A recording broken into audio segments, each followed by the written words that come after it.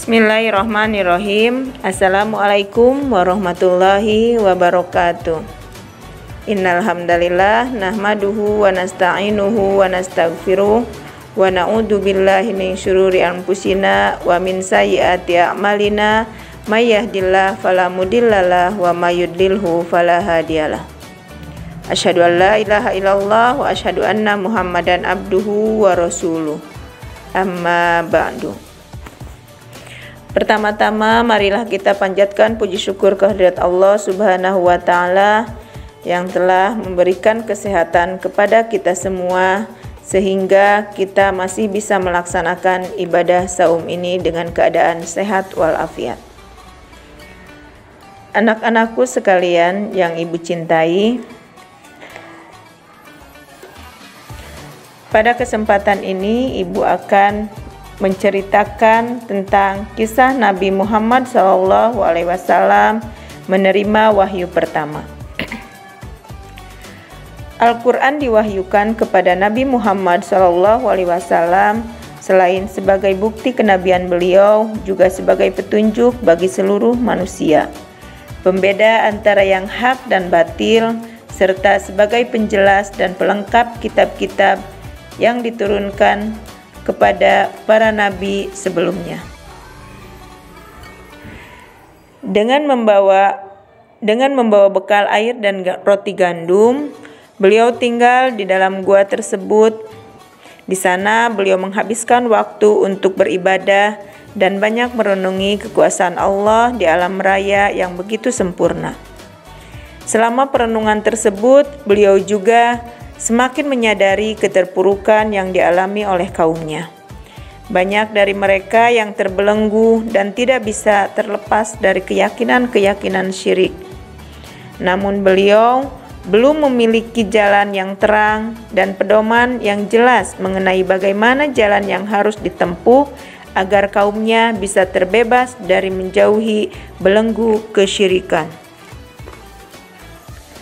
Ketika usia Nabi Muhammad genap 40 tahun, tanda-tanda kenabian beliau semakin tampak jelas. Di antaranya adalah adanya sebuah batu di Mekah yang mengucapkan salam kepada beliau.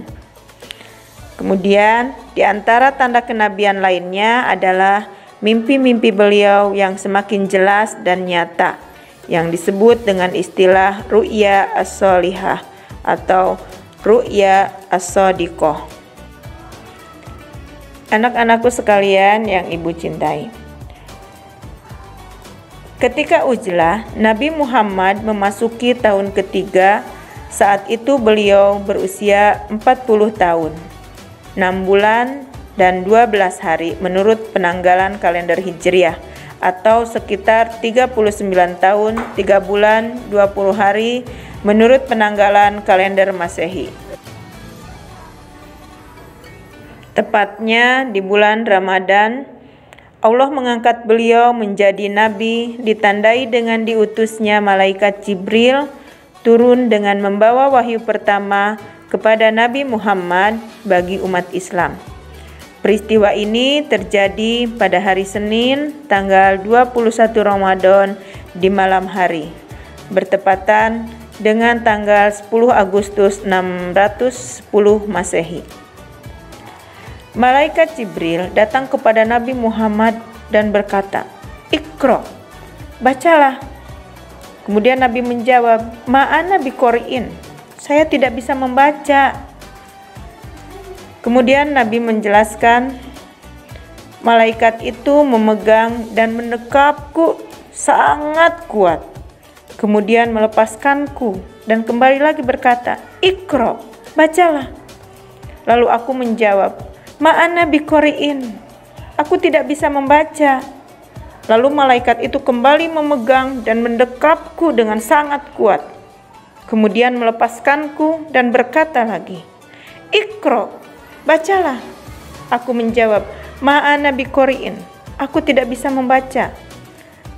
Malaikat itu kembali memegangku lalu mendekapku untuk ketiga kalinya dengan sangat kuat.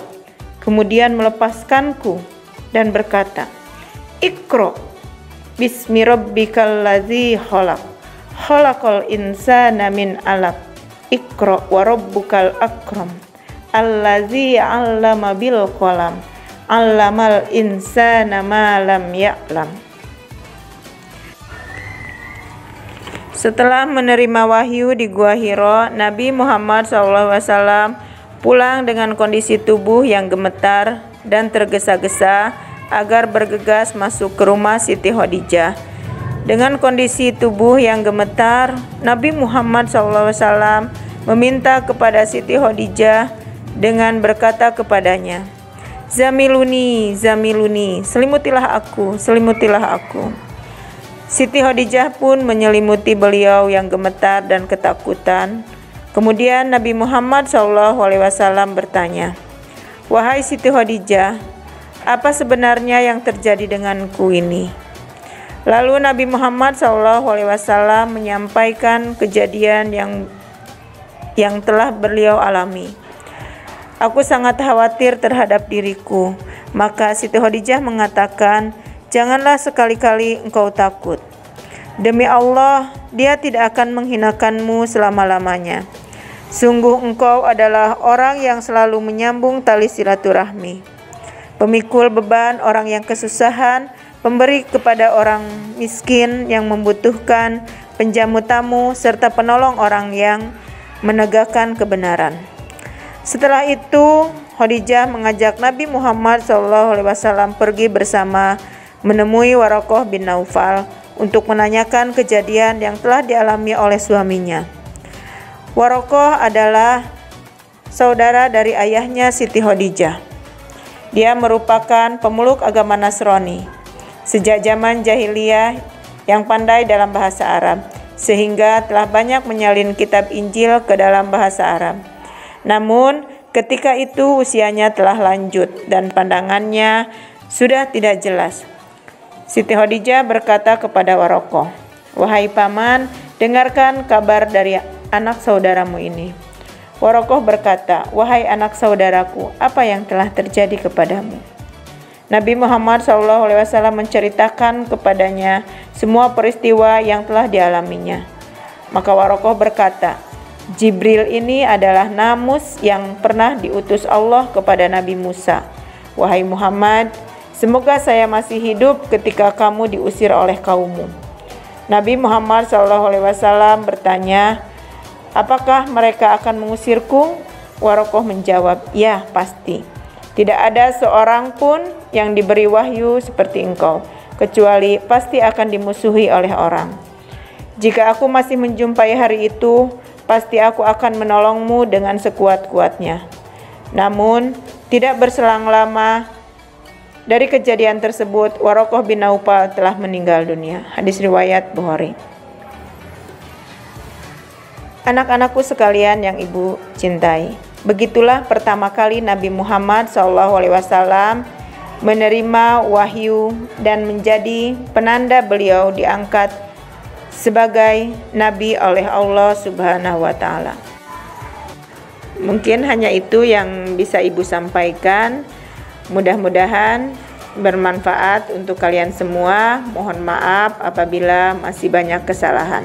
Akhirul kalam, Rabbana atina fid dunya hasanah wa fil akhirati hasanah wa qina adzabannar.